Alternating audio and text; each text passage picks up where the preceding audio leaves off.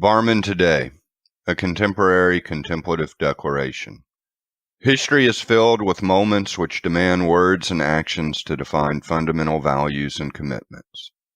Such moments require not only humble introspection consistent with contemplative practice, but also the concurrent courage to speak prophetically, consistent with such practice. In 1934, in Germany, at a time when humanity faced the threats of the tyrannical and evil power of Nazism, when the state church of Germany affirmed the actions and leadership of its nation to ensure its place of privilege in society, not all voices of opposition remained silent. Those signing the Barmen Declaration spoke out as an act of divine obedience, in resistance to the Church's unconscionable moral compromise, proclaiming their allegiance to a truth greater than temporal politics. Time has revealed the Barmen Declaration to be a significant confessional document, a historical statement defining fundamental values and commitments. In contemporary America, we face parallel threats and affirmations as prominent and privileged leaders of America's Christian churches choose to closely and publicly support the policies and actions of our nation's leadership, policies and actions irreconcilable with the pursuit of peace and justice.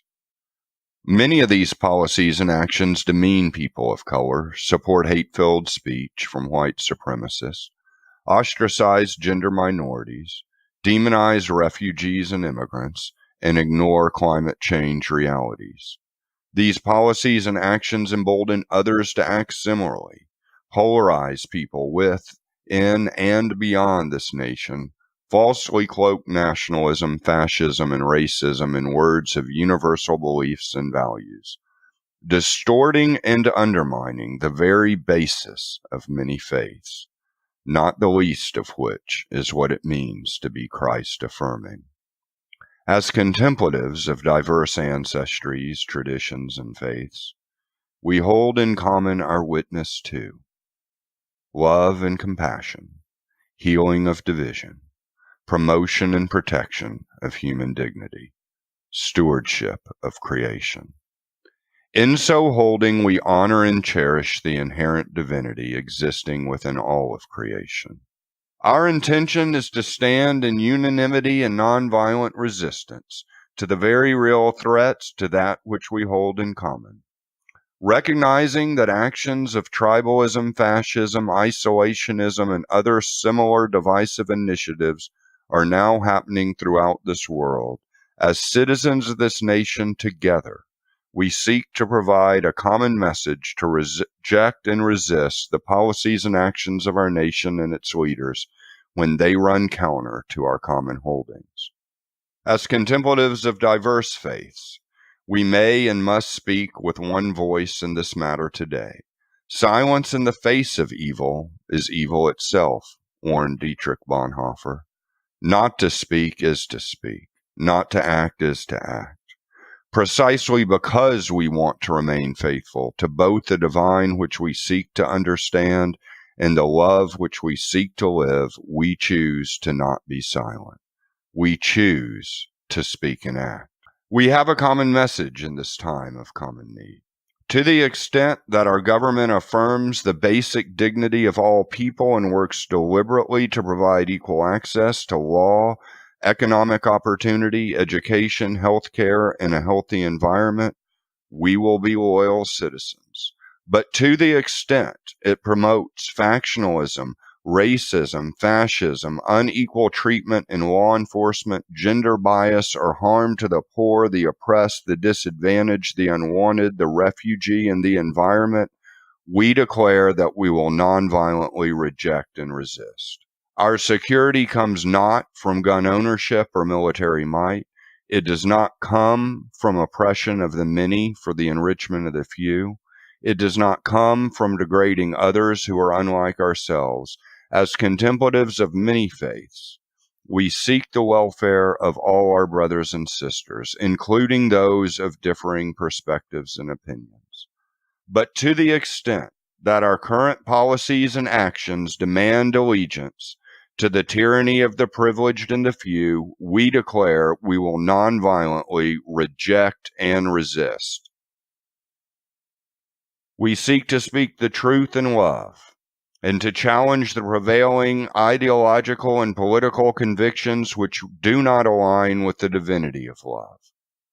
We understand that free speech, pursuit of happy and healthy living, and freedom of religion lay in the constitutional foundation of this nation's history, and in our hopes of securing and protecting the dignity of all humanity.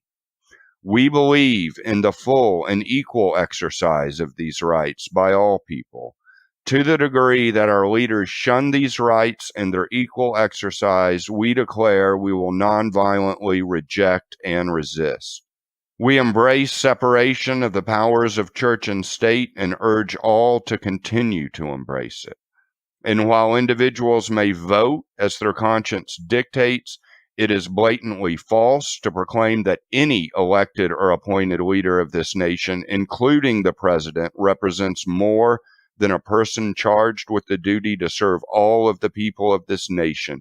It is blatantly false to proclaim that he is anointed or especially chosen of God to lead this nation. It is blatantly false to conclude that he is somehow above the constraints of moral and legal scrutiny. To such positions, we declare we will nonviolently reject and resist.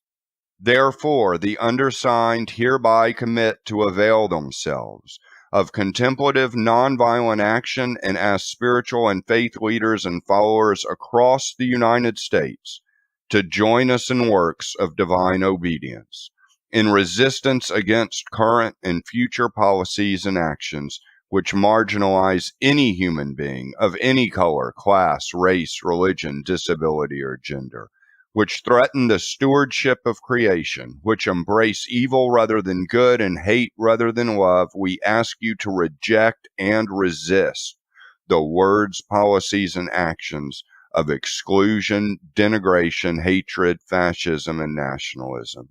We invite all who are able to support Barmen today, a contemporary contemplative declaration, to hold it in a circle of unity of faith, hope, and love, and to stand steadfast and nonviolently rejecting and resisting until our nation chooses to serve all people in all of creation with the divine love to which we are all entitled.